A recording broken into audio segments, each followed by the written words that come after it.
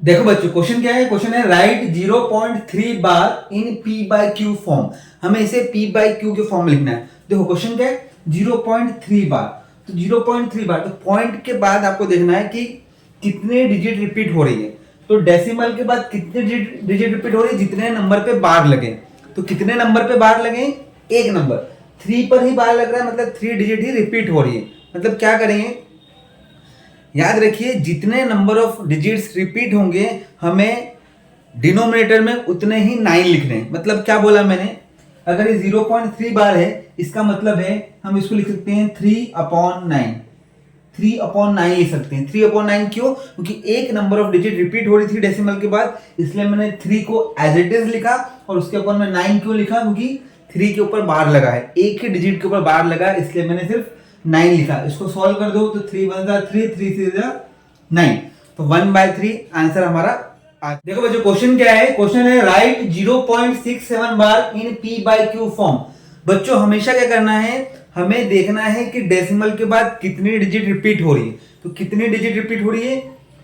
6 7 के ऊपर बार लगा है, मतलब 2 डिजिट रिपीट हो रही है। तो क्या करना है, हमें क्या करना है, जितनी डिजिट्स रिपीट होगी उतनी ही डिनोमिनेटर में 9 लिखने हैं। तो यहाँ पे 2 डिजिट रिपीट हो रही है, तो हम 2 9 डिनोमिनेटर में लिखेंगे। मतलब क्या हो जाएगा, 67 को हम ऐसे लिखेंगे और अपॉन में हो जाएगा 99। अपॉन में क्या हो जाएगा, 99। ये हमारा आंसर। जैसे बच्चों देखो, मैंने अगला क्वेश्चन लिखा है 0.47 को पी बाय क्यू के फॉर्म में लिखना है। अब आपको समझ में आ गया होगा, तो क्या करना है, 47 को ऐसे ही लिखना है और नंबर ऑफ डिजिट कितनी रिपीट हो रही है? 2 डिजिट। 4 और 7 दोनों रिपीट हो रही है, तो अपॉन में हम लिख देंगे 99। तो हमारा 47/99 आंसर आ गया। अब इस क्वेश्चन को देखो, क्या लिखा है, 0.001 बार को पी बाय क्यू के फॉर्म में लिखना है। तो मैंने आपको सिखाया, तो सबसे पहले क्या करेंगे, 1 को ऐसे लिख देंगे क्योंकि आगे 0 है तो उसका कोई मतलब नहीं है। अब कितने डिजिट रिपीट हो रही है बच्चों डेसिमल के बाद?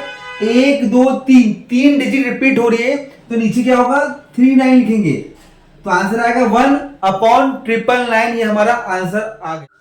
बच्चों अब ये क्वेश्चन जो है थोड़ा सा अलग है। क्या लिखा है, 0.18 बार in P bye Q form में लिखना है। तो यहां ध्यान से देखोगे तो यहाँ पे 0.1 लिखा है और 8 के ऊपर ही बार लगा है। मतलब एक डिजिट क्या है, रिपीटिंग हो रही है, 8 रिपीट हो रहा है, और 1 जो है नॉन रिपीटिंग नंबर है।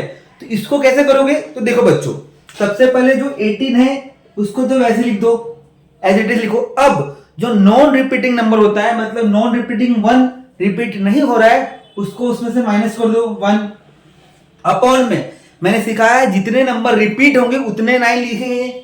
कितने नंबर रिपीट है? एक नंबर, तो इसलिए 9 लिख देंगे। अब जितने नॉन रिपीटिंग है, जो रिपीट नहीं हो रहे, मतलब यहाँ पे कितने नॉन रिपीटिंग नंबर है, सिर्फ एक ही है, तो यहाँ पे एक जीरो लगा देंगे। तो आंसर कितना आएगा, 17/19 हमारा आंसर आ जाएगा। हमने 0.18 बार को 17/19 लिख दिया। अब बेटा देखो, इसी कॉन्सेप्ट पे एक और क्वेश्चन है। क्या है, 0.576 बार को पी बाय क्यू के फॉर्म में लिखना है।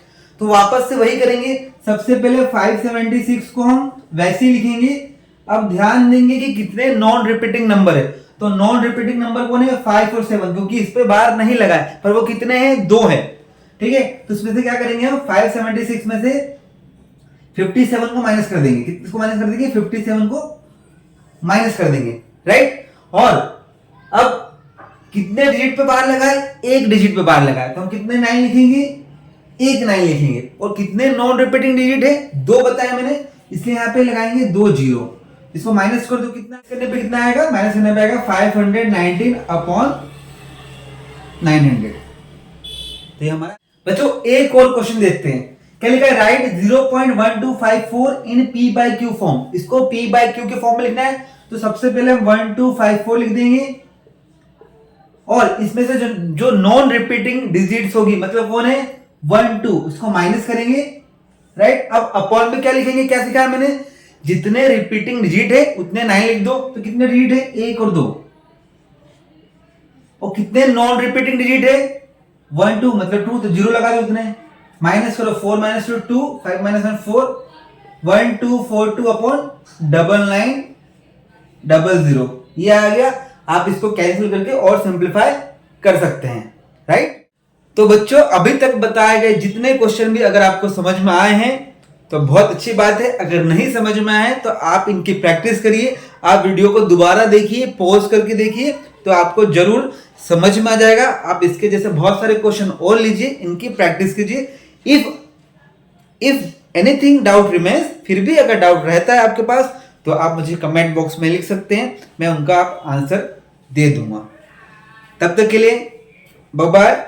इस वीडियो को आप अपने दोस्तों के साथ शेयर करें, लाइक करें और हमारे चैनल को सब्सक्राइब करें। Thank you.